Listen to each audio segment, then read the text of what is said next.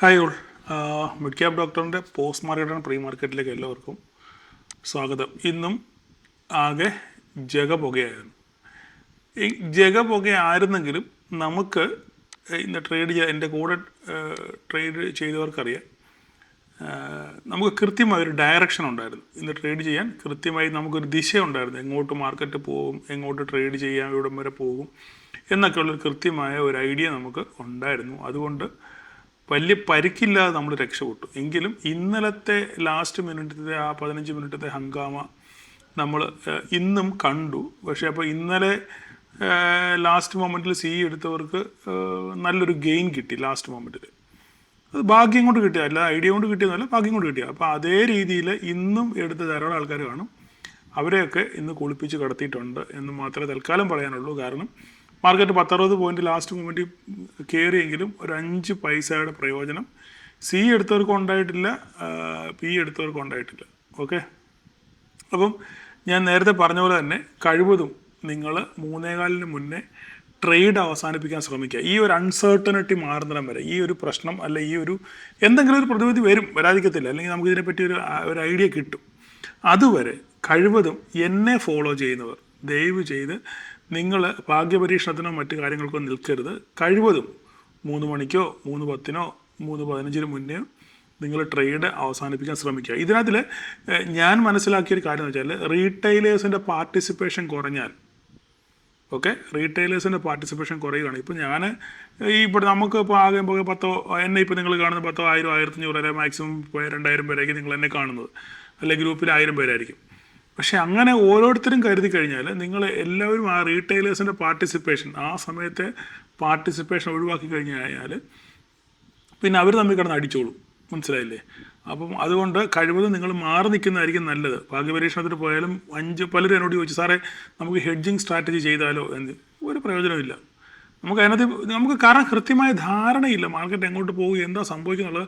ആ 15 minute blank ആണ്. ഇന്ന് ആരോ ഒരിടത്ത് ഞാൻ വായിച്ചു, കർട്ടൻ്റെ പുറകിൽ നടക്കുന്ന എന്ത് കാര്യമാണെന്നുള്ളത് നമുക്കറിയത്തില്ല, ഇല്ലേ? അതിനുശേഷം വേഷം ധരിച്ച് വെളിയിലോട്ട് സ്റ്റേജിലോട്ട് വരുമ്പോഴും നമുക്കറിയത്തുള്ളൂ ഇന്നതാ സാധനം എന്നുള്ള കാര്യം.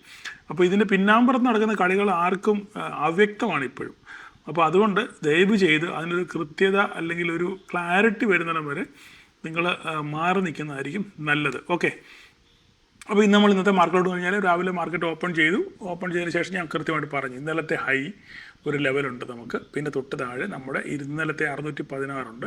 ഈ 616 ബ്രേക്ക് ചെയ്ത് താഴെ പോവുകയാണെന്നുണ്ടെങ്കിൽ നമുക്ക് 24,500 കിട്ടുമെന്ന് പറഞ്ഞു. കൃത്യമായി അങ്ങനെ തന്നെയൊക്കെ സംഭവിച്ചു. മാന്യമായ രീതിയിൽ പ്രോഫിറ്റ് എടുത്ത് ധാരാളം ആൾക്കാരുണ്ട്. എന്തായാലും കഴിഞ്ഞ ദിവസങ്ങളിൽ വന്ന ലോസ് കുറച്ചെങ്കിലും റിക്കവർ ചെയ്യാൻ പറ്റി എന്നാണ് എൻ്റെ വിശ്വാസം. ഓക്കെ, എനിവേ എന്തെങ്കിലും ആയിക്കോട്ടെ, കുഴപ്പമില്ല. അപ്പോൾ നമുക്ക് ഇനിയിപ്പം എന്താണ് സംഭവിക്കാൻ പോകുന്നത് ഇന്ന്. അതിനു മുന്നേ നമ്മുടെ മീറ്റപ്പിൻ്റെ പരിപാടി ജസ്റ്റ് ഞാനൊന്ന് പറഞ്ഞു പോകുന്നു മാത്രമേ ഉള്ളൂ. ഇന്ന് നിങ്ങളെ അലോരസപ്പെടുത്തുന്നില്ല. ഏകദേശം 65% സീറ്റും നമുക്ക് ബുക്കായി. ബാക്കി ഇനി 35% സീറ്റൂടെ ഉള്ളൂ. അത് കുറേ പേര് പറഞ്ഞു വെച്ചിട്ടുണ്ട്. എന്തായാലും ആ അവസാന ദിവസം ആകുമ്പോഴത്തേക്കും അത് എല്ലാം ഫില്ലായി ഓവർ സബ്സ്ക്രൈബ്ഡ് ആകുമെന്നാണ് എൻ്റെ വിശ്വാസം. എന്തായാലും 65% ആൾക്കാരും പേയ്മെൻറ്റ് ചെയ്ത് അവരവരുടെ സീറ്റ് ഉറപ്പിച്ചു. അപ്പം എല്ലാവരോടും നന്ദിയുണ്ട്. നിങ്ങളെന്നോട് കാണിച്ച എല്ലാ സ്നേഹത്തിനും സഹകരണത്തിനുമൊക്കെ വളരെയധികം നന്ദി പറയുന്നു. ഓക്കെ, അപ്പോൾ നമുക്ക് മാർക്കറ്റിലോട്ട് വരാം. മാർക്കറ്റ് വന്നു കഴിഞ്ഞാൽ ഇപ്പോൾ ഇന്ന് 3-4 ന്യൂസുകളുണ്ട്. ഓക്കെ, അപ്പോൾ ഒന്നാമത്തെ കാര്യം, ഇന്ന് RBIയുടെ മോണിറ്ററി പോളിസി വന്നു. ഒരു ഇമ്പാക്റ്റും അത് മാർക്കറ്റിൽ ഉണ്ടാക്കിയില്ല. അന്നേരം ചെറിയൊരു വോളറ്റാലിറ്റി അല്ലാതെ RBI ഗവർണർ വായിൽ നിന്ന് പോസിറ്റീവായിട്ട് വലിയ പോസിറ്റീവ്നെസ് ഒന്നും എന്ത് ചെയ്തില്ല, വന്നില്ല. ഈ ഫോർകാസ്റ്റ് ഇപ്പോഴും നമ്മുടെ GDPയുടെ ഫോർകാസ്റ്റ് കുറയ്ക്കുക ചെയ്തത്. നമ്മൾ നേരത്തെ ഉണ്ടാകുന്നത് അത്രയും ഉണ്ടാകാനുള്ള സാധ്യത കുറവാണെന്ന് തന്നെയാണ് പിന്നെ RBI ഗവർണറുടെ വായിൽ നിന്ന് വീണത്. ഓക്കെ, അപ്പം നമ്മുടെ ഗ്രോ കുറച്ച് സ്ലോ പേസിലോട്ട് മാറും എന്ന് തന്നെയാണ് അതിൻ്റെ ആകെ രത്ന ചുരുക്കം നമ്മൾ വായിച്ചു കഴിഞ്ഞാൽ മനസ്സിലാകുന്നത്. അപ്പം അത് മാർക്കറ്റിനെ ഇഷ്ടപ്പെട്ടില്ല എന്ന് തോന്നുന്നു, എനിക്കറിയത്തില്ല. എനിവേ എന്തായാലും മാർക്കറ്റ് അത് പോസിറ്റീവായിട്ട് എടുത്തില്ല, നെഗറ്റീവായിട്ട് തന്നെ എടുത്തത്. കാരണം നമ്മുടെ എക്കണോമിയുടെ ഗ്രോത്ത് കുറയുമ്പോൾ അത് മാർക്കറ്റിന് ശുഭകരമല്ലല്ലോ. അപ്പോൾ അതൊന്നാമത്തെ കാര്യം. രണ്ടാമത്തെ കാര്യം, ഇപ്പം നമ്മുടെ മാർക്കറ്റ് ക്ലോസ് ചെയ്തതിന് ശേഷം പല ന്യൂസുകളും വരും. അതിന് മുന്നേ നമ്മുടെ ഇന്ത്യയുടെ PMI ഡേറ്റ വന്നു. ഒക്കെ പർച്ചേസ് ആൻഡ് മാനേജേഴ്സ് ഇൻഡെക്സ്, അതായത് നമ്മുടെ ഔട്ട്പുട്ട്, നമ്മുടെ ഫാക്ടറി ഔട്ട്പുട്ടും മറ്റു കാര്യങ്ങളൊക്കെ സൂചിപ്പിക്കുന്ന ഒരു ഇൻഡെക്സ് ആണത്.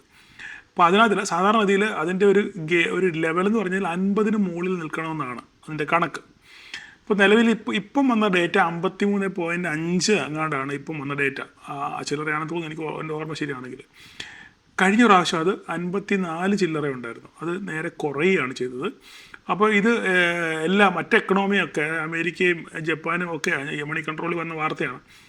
അമേരിക്കയും ജപ്പാനെയൊക്കെ അതിൻ്റെക്കാളും താഴെ പോയി നമ്മുടെ ഗ്രോത്ത്, ഫാക്ടറി ഔട്ട്പുട്ട് ഗ്രോത്ത് നമുക്ക് അവരെക്കാളും താഴെ പോയി. അതൊരു ഇന്ത്യക്കൊരു നെഗറ്റീവ് മാർക്കാണ് തന്നേക്കുന്നത്. ഇനി അതെങ്ങനെയാണ് നാളെ മാർക്കറ്റിൽ പ്രതിഫലിക്കാൻ അറിയത്തില്ല. എന്തായാലും നമ്മുടെ ഫാക്ടറി ഔട്ട്പുട്ടും കുറച്ച് സ്ലോ ലെവലിലാണ് എന്നാണത് സൂചിപ്പിക്കുന്നത്. പിന്നെ വന്ന പ്രധാനപ്പെട്ട ന്യൂസ് എന്ന് പറഞ്ഞാൽ ഇറാനും ഒമാനും തമ്മിൽ ഒരു ഡീലുണ്ടാക്കി, ഒരു പുതിയ റൂട്ട്, ഹോർമൂസിൽ ഒരു പുതിയ റൂട്ട് ഉണ്ടാക്കാനും ആ റൂട്ടിൽ കൂടെ നല്ല രീതിയിൽ ഗതാഗതം പുനഃസ്ഥാപിക്കാനും അവർ തമ്മിലൊരു ഡീലുണ്ടാക്കിയെന്ന് ഒരു വാർത്ത വരുന്നു. അത് വാർത്ത കേട്ടതും ക്രൂഡ് താഴെ പോയി. അമേരിക്കൻ മാർക്കറ്റുകളൊക്കെ കയറുന്നുണ്ട്. പക്ഷേ ഇന്ത്യയിൽ നമ്മുടെ ഗിഫ്റ്റ് നിഫ്റ്റി അതിനോട് വലുതായിട്ടൊന്നും പ്രതികരിക്കുന്നില്ല. പക്ഷേ ക്രൂഡ് നല്ലപോലെ താഴെ പോയി, ഗോൾഡ് നല്ലപോലെ പറന്ന് കയറുന്നുമുണ്ട്. അത് മാത്രമല്ല, അതിൻ്റെ കൂടെ തന്നെ വന്നൊരു വേറെ ന്യൂസ് എന്ന് പറഞ്ഞാൽ ഇറാൻ്റെ മേലുള്ള ചില സാങ്ഷൻസ്, അത് എന്താണെന്ന് കൃത്യമായിട്ട് വെളിപ്പെടുത്തിയിട്ടില്ല. ബട്ട് ഇറാൻ്റെ മേലുള്ള ചില സാങ്ഷൻസ് അവർ വേവ് ചെയ്തിട്ടുണ്ട്. അതായത് അതിന് കുറച്ച് എക്സംഷൻ കൊടുത്തിട്ടുണ്ടെന്ന് പറഞ്ഞൊരു ന്യൂസും വരുന്നുണ്ട്. അപ്പോൾ ഇതെല്ലാം കൂടെ കൂട്ടി വായിക്കുമ്പോൾ നാളെ ഒരു പക്ഷേ ഒരു പോസിറ്റീവ്നെസ് ഉണ്ടാകാനുള്ള സാധ്യതയുണ്ട് മാർക്കറ്റിൽ. പക്ഷേ ഇന്ത്യൻ മാർക്കറ്റിൽ ഇത് എങ്ങനെയാണ് സ്വാധീനിക്കുന്നുള്ള കാര്യം നമുക്കറിയത്തില്ല. കാരണം ഒരു വഴിവിട്ട രീതിയിലുള്ള പോക്കാണ് നമ്മുടെ ഇന്ത്യൻ മാർക്കറ്റിൻ്റെ. അതുകൊണ്ട് നാളെ രാവിലെ മാർക്കറ്റ് നിലവിൽ ഇപ്പോഴത്തെ നമ്മൾ ഗിഫ്റ്റ് നിഫ്റ്റി നോക്കുകയാണെന്നുണ്ടെങ്കിൽ ഇതാ നോക്കിക്കുക, അതിനോട് നമ്മുടെ അമേരിക്കൻ മാർക്കറ്റൊക്കെ പറവറക്കുമ്പോൾ നമ്മുടെ മാർക്കറ്റ് അതിനോട് വലുതായിട്ട് പ്രതികരിക്കുന്നില്ല. നമ്മൾ ഇന്ത്യൻ മാർക്കറ്റ് ഇപ്പം അമേരിക്കൻ മാർക്കറ്റ് നോക്കുകയാണെന്നുണ്ടെങ്കിൽ ഡൗ ജോൺസ് ഇപ്പോൾ ഏകദേശം 600 പോയിൻറ്റിനടുത്ത് ഗ്യാപ്പപ്പിലാണ് മാർക്കറ്റ്. 500 പോയിൻറ്റ് ഗ്യാപ്പപ്പിൽ ഓപ്പൺ ചെയ്ത് ഇപ്പോൾ 600 പോയിൻറ്റിനടുത്താണ് ഇപ്പം ഡൗ ജോൺസ് ഓടുന്നത്. അപ്പോൾ അതിനനുസരിച്ചുള്ള ഒരു കയറ്റം അല്ലെങ്കിൽ ഒരു റെസ്പോൺസ് നമ്മൾ ഗിഫ്റ്റ് നിഫ്റ്റിക്ക് അത് കാണുന്നില്ല. എനിവേ എന്തായാലും നാളെ നമുക്ക് കണ്ടറിയാം എന്താണ് സംഭവിക്കുക. അപ്പോൾ എന്തായാലും ഗ്ലോബലി നോക്കുമ്പം പോസിറ്റീവ് ന്യൂസുകളാണ്. പ്രത്യേകിച്ച് ഇറാൻ്റെ ഭാഗത്തുനിന്ന് ഇതിനായിട്ടും ഒരു അഭിപ്രായമൊന്നും വന്നില്ലേ. പക്ഷെങ്കിൽ ഇറാൻ സ്ഥിരീകരിച്ചിട്ടുണ്ട്. ഇറാനും ഒമാനും തമ്മിലൊരു ഡീൽ ഉണ്ടാക്കി എന്നുള്ളത്, അതായത് പുതിയൊരു ഷിപ്പിംഗ് റൂട്ട് ഉണ്ടാക്കാൻ വേണ്ടി ഒരു ഡീൽ ഉണ്ടാക്കി എന്നുള്ളത് ഇറാൻ സമ്മതിച്ചിട്ടുണ്ട്. അതിൻ്റെ ഫൈനൽ ഡ്രാഫ്റ്റ് ഉണ്ടാക്കിയതേ ഉള്ളൂ, ഫൈനൽ സംഭവങ്ങൾ വന്നിട്ടില്ല. ഒന്നത്. രണ്ടാമത്തെ കാര്യം, ഇതിൻ്റെ പുറകെയാണ് മറ്റ് ന്യൂസുകൾ വന്നത്. ഇറാൻ്റെ മേലുള്ള ചില സാങ്ഷൻസ് വേവ് ചെയ്തെന്ന് പറഞ്ഞ് ലഘൂകരിച്ചു എന്നും പറഞ്ഞൊരു ന്യൂസും പുറത്ത് വരുന്നുണ്ട്. അവരുടെ ട്രഷറി വെബ്സൈറ്റിൽ അങ്ങനെ ഒരു ന്യൂസ് വന്നതെന്നാണ് നമ്മൾ വാർത്തകളിൽ നിന്ന് വായിച്ച് മനസ്സിലാക്കുന്നത്. അപ്പോൾ ഇത്രയൊക്കെയാണ് നിലവിൽ മാർക്കറ്റിലുള്ള ന്യൂസുകൾ. അപ്പോൾ നിങ്ങൾ എന്നോട് പലരും ഇതിനിടയിൽ ചോദിച്ചായിരുന്നു, സാർ ഹെഡ്ജിങ് സ്ട്രാറ്റജി ഇപ്പോഴത്തെ കണ്ടീഷൻ അനുസരിച്ച് ഹെഡ്ജിങ് സ്ട്രാറ്റജി പറ്റുമെന്ന്. ഞാൻ ഒരിക്കലും റെക്കമെൻഡ് ചെയ്യുന്നില്ല ഹെഡ്ജിങ് സ്ട്രാറ്റജി. ഞാൻ പറഞ്ഞല്ലോ, നിങ്ങൾ 3 മണിക്കോ 3:10 നിങ്ങളുടെ ട്രേഡ് അവസാനിപ്പിക്കുക, ബാക്കിയിരുന്ന് കരയ്ക്കിരുന്ന് കളി കാണുക. അപ്പോൾ എന്തെങ്കിലും കിട്ടിയാൽ അതുകൊണ്ട് നിങ്ങൾ മാറി നിൽക്കാൻ ശ്രമിക്കുക. ഇപ്പോഴത്തെ അവസ്ഥയിൽ നിങ്ങൾ എന്തെങ്കിലും റിസ്ക് എടുക്കുന്നത് ആത്മഹത്യാപരമായിരിക്കും. അങ്ങനെ തന്നെ എനിക്ക് പറയാനുള്ളത്. നിങ്ങൾ ഇപ്പോൾ എടുക്കുന്ന റിസ്ക് വളരെ ആത്മഹത്യാപരമായിരിക്കും. അതുകൊണ്ട് വളരെ സൂക്ഷിച്ച് കണ്ട് മാത്രം ഈ ദിവസങ്ങളിൽ നിങ്ങൾ ട്രേഡ് ചെയ്യാൻ പരിശീലിക്കുക. എന്തെങ്കിലും കിട്ടിയാൽ, മാന്യമായ രീതിയിൽ എന്തെങ്കിലും കിട്ടിക്കഴിഞ്ഞാൽ നിങ്ങൾ അതുകൊണ്ട് മാറാൻ നിങ്ങൾ ശ്രമിക്കുക. ഓക്കെ. അപ്പം ഈ പ്രാവശ്യം എനിക്ക് നിങ്ങളോട് ഇനിയിപ്പം ഓക്കെ, അത് വേറൊരു വിഷയം, അത് പോട്ടെ.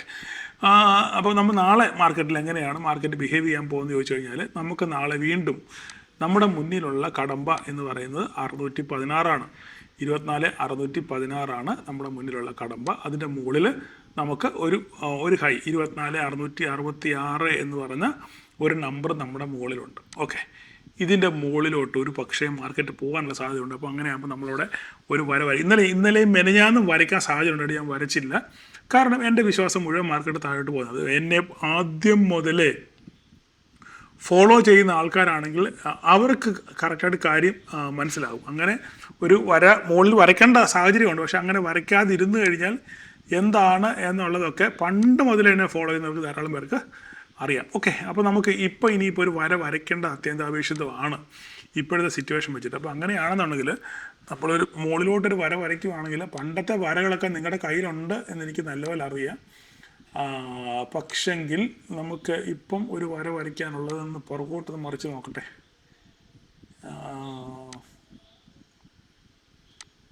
വളരെ നാളുകൾക്ക് മുന്നേ ഉള്ളൂ വര എന്ന് പറയാൻ.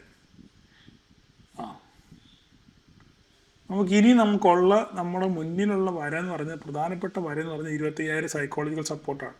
സൈക്കോളജിക്കൽ റെസിസ്റ്റൻസ് ആണ് 25,000 എന്ന് പറയുന്ന ലൈൻ എന്ന് പറയുന്നത് സൈക്കോളജിയാണ്. ഓക്കെ, നമുക്കത് ഒന്ന്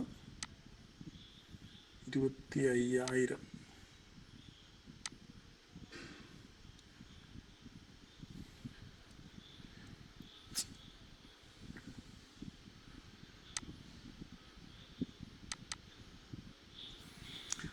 25,000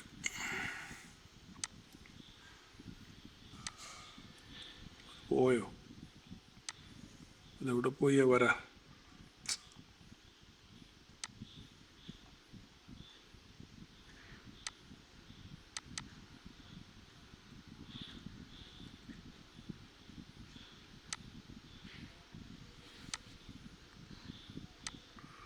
വര കാണുന്നില്ലല്ലോ.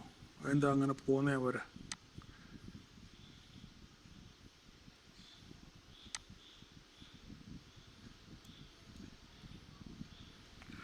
ഓക്കെ, അപ്പം അത് 25,000 എന്ന് പറയുന്ന ലൈനാണ്. അത് കൊണ്ട് ശരിയാവുന്നില്ല, എന്തോ പറ്റിയ കാര്യത്തിൽ. ഓക്കെ, 25,000 എന്ന് പറയുന്ന ലൈനാണ് നമുക്ക് സൈക്കോളജിക്കൽ റെസിസ്റ്റൻസ് ആയിട്ടുള്ളത്. ഇതിൻ്റെ ഇടയിൽ നമുക്ക് ഒരു ഇടത്താവളം, പണ്ടത്തെ എൻ്റെ ഭാഷയാണ്, ഇടത്താവളം നമുക്ക് വരയ്ക്കണമെന്നുണ്ടെങ്കിൽ ഇതിനകത്ത് ഇപ്പം നിൽക്കുന്നത് ഇടത്താവളമായിട്ട് നിൽക്കാനൊന്നും നമുക്ക് ഇപ്പം ഈ നിലവിൽ ഇപ്പം വരയ്ക്കാൻ ഒരു സെക്കൻഡ് നോക്കിക്കോട്ടെ ഞാൻ കേട്ടോ. 25,000 മുകളിൽ നമുക്ക് വരയ്ക്കാനൊരു വര എന്ന് പറഞ്ഞു കഴിഞ്ഞാൽ ഈ വരയാണ്. ഇതാണ് നമുക്ക് പിന്നെ ഉള്ള വര.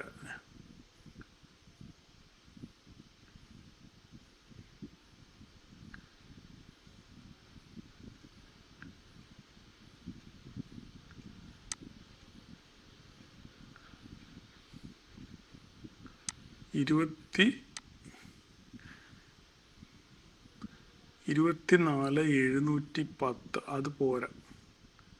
15 മിനിറ്റിലോട്ട് നോക്കിക്കോട്ടെ.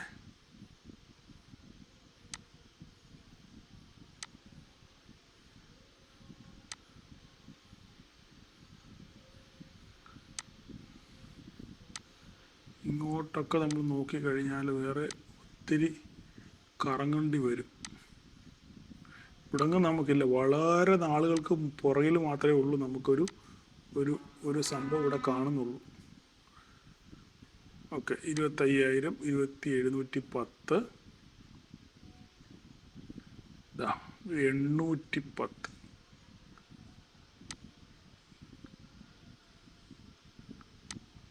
ഇത് 810.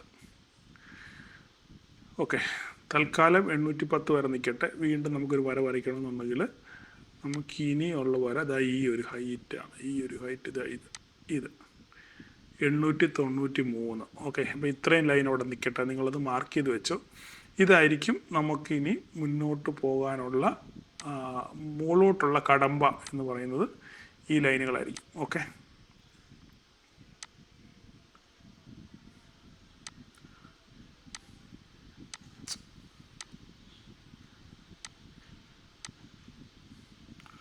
ഓക്കെ, നമുക്കിനിയിപ്പം നാളെ നമുക്കുള്ളത്, നമുക്ക് ഇപ്പം മാർക്കറ്റ് ഓപ്പൺ ചെയ്യും. ഇവിടെയാണ് നിൽക്കുന്നത് 624 എന്ന് പറയുന്ന ഈ നമ്മുടെ ഈ ലൈനിൻ്റെ അടുത്തടുപ്പിച്ചാണ് നിൽക്കുന്നത്. ഫസ്റ്റ് റെസിസ്റ്റൻസ് ഉള്ളത് നമുക്ക് 666, പിന്നെ 710, പിന്നെ നമുക്ക് 810. Coincident correct coincident 710 95 710 95 100 point correct. Okay, anyway എന്തായാലും നമുക്ക് നോക്കാം. ഇവിടൊക്കെ എത്തുമോ എന്നുള്ള കാര്യം നമുക്ക് നാളെ കണ്ടറിയാം. നിലവിലത്തെ അവസ്ഥ അനുസരിച്ച് രാത്രിയിൽ എന്ത് വേണമെങ്കിലും സംഭവിക്കാം. എങ്കിലും നമുക്ക് ഫസ്റ്റ് റെസിസ്റ്റൻസ് ആയിട്ട് കണക്കാക്കുന്ന 666, പിന്നെ 710, പിന്നെ 810. ഓക്കെ, ഈ നമ്പർ നിങ്ങൾ ഓർത്ത് വെച്ചോളുക. ഇല്ല 616 സസ്റ്റെയിൻ ചെയ്യുന്നില്ലെങ്കിൽ നമുക്ക് ഇവിടെ ഒരു പോയിന്റ് ഉണ്ട്. നോക്കിക്കേ, വരയിലൂടെ വരച്ച് പിന്നെ കുളമാകും മൊത്തം. ഇത് ഇത് കളറൊന്ന് മാറ്റിയേക്കുക. ഒരു റെസിസ്റ്റൻസ് ആയിട്ട് ആക്ട് ചെയ്യാനുള്ള ഒരു ഏരിയയാണ് 577 എന്ന് പറയുന്നത്. ഈ 616 പൊട്ടിയാൽ 577 ഒരു ടെമ്പററി സപ്പോർട്ടാണ്. ഞാനതൊരു ടെമ്പററി ആക്കിയേക്കാം. അല്ലെങ്കിൽ ഒരു ടെമ്പററി സപ്പോർട്ടായിട്ട് ആക്ട് ചെയ്യാനുള്ള സാധ്യത ഇത് കൂടുതലാണ്. അപ്പോൾ നമ്മൾ നോക്കുക, ഈ ഏരിയയിലും സംഭവം, അതായത് 666-നും 577-നും ഈ 2 പോയിന്റ്. ഓക്കെ, 666-നും 577-നും ഇടയിൽ എന്ത് സംഭവിക്കുന്നു നോക്കുക. ഇവിടുന്ന് എങ്ങോട്ട് ബ്രേക്ക് ചെയ്യുന്നു ആ വഴിക്ക് മാർക്കറ്റ് പോകാനുള്ള സാധ്യത വളരെ കൂടുതലാണ്. ഓക്കെ, 666 ബ്രേക്ക് ചെയ്ത് മുകളിലോട്ട് പോയാൽ മുകളിലോട്ട് കിട്ടും നമുക്ക്. ഇല്ല, താഴോട്ട് പോവുകയാണെങ്കിൽ 577 ബ്രേക്ക് ചെയ്യുകയാണെങ്കിൽ നമുക്ക് 500 കിട്ടാനുള്ള സാധ്യത വളരെ കൂടുതലാണ്. അപ്പം ഇത്രയും കാര്യങ്ങൾ നിങ്ങൾ നിഫ്റ്റിയുമായിട്ട് ബന്ധപ്പെട്ട് നിങ്ങൾ നോക്കുക. കഴിഞ്ഞ 2 ദിവസം IT സെക്ടർ കൺസോളിഡേഷൻ മോഡിലായിരുന്നു. ബാങ്കുകളും എല്ലാം ഒരു ന്യൂട്രൽ സ്റ്റേജിലായിരുന്നു. ഓക്കെ, അതുപോലെ റിലയൻസും എല്ലാവരും ഇങ്ങനെ മയക്കുപടി കൊണ്ട് ആനയുടെ കൂട്ടിങ്ങനെ കറങ്ങി നടക്കുമായിരുന്നു. അപ്പോൾ നാളെ നിങ്ങൾ ശ്രദ്ധിക്കേണ്ടത് ബാങ്കിങ് സെക്ടർ പെർഫോം ചെയ്യുന്നുണ്ടോ എന്ന് നോക്കണം. 2, റിലയൻസ് പെർഫോം ചെയ്യുന്നുണ്ടോ നോക്കുക.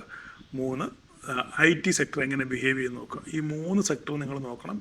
ബാങ്കിങ്ങും IT-യും റിലയൻസും, ഇത് 3ഉം എങ്ങനെയാണ് പെർഫോം ചെയ്യുന്നത് നോക്കി മാത്രമാണ് നിങ്ങളൊരു ട്രേഡിൻ്റെ ദിശ നിശ്ചയിക്കേണ്ടത് നാളത്തെ ദിവസം. ഓക്കെ, ബാങ്കിങ് നമ്മൾ എടുക്കുകയാണെന്നുണ്ടെങ്കിൽ നമ്മുടെ ലെവലൊക്കെ അവിടെ തന്നെ കിടപ്പുണ്ട്. ആ ലെവലിൽ തന്നെ നിങ്ങൾ നോക്കി ട്രേഡ് ചെയ്യുക എന്നുള്ളത് മാത്രമേ ഉള്ളൂ. മിഡ് ക്യാപ്പിലാണ് കൂടുതൽ ആൾക്കാർ ട്രേഡ് ചെയ്യുന്നത്. ഓക്കെ, അപ്പോൾ ഇന്ന് മിഡ് ക്യാപ്പിൽ നമുക്ക് നോക്കാനുള്ളത് ഇപ്പോൾ ഇതൊരു പോയിൻ്റായിട്ട് വന്നിട്ടുണ്ട് ഇവിടെ കേട്ടോ. നിങ്ങളിവിടെ ഈ ഒരു പോയിൻ്റ്, ഇതൊരു പോയിൻ്റാണ്, നിങ്ങൾ മാർക്ക് ചെയ്ത് വെച്ചോളൂ ആ പോയിൻ്റ്. അപ്പം നമുക്ക് നാളെ ഈ 848 സസ്റ്റെയിൻ ചെയ്യുന്നുള്ളത് നോക്കാം. അങ്ങനെ സസ്റ്റെയിൻ ചെയ്യുകയാണെന്നുണ്ടെങ്കിൽ നമുക്ക് 908 മുകളിലോട്ട് കിട്ടും. ഏകദേശം ഓൾ ടൈം ഹൈ ഒക്കെ അടുത്താണ്. ഓക്കെ, 908 നിങ്ങൾക്ക് കിട്ടും. അതിനുശേഷം മുകളിലോട്ട് പോവുകയാണെന്നുണ്ടെങ്കിൽ ബാക്കി വരെ നമുക്ക് മുകളിൽ അന്നേരം വരയ്ക്കാം. വെറുതെ ഒരു ദിവസം BSE മുകളിലോട്ട് പോയിട്ട് അതിൻ്റെ ഇരട്ടി നേരെ താഴോട്ട് തിരിച്ചു വന്നു. നാളെ എങ്ങനെയാണ് BSE ആക്ട് ചെയ്യുന്നത് നിങ്ങൾ നോക്കുക.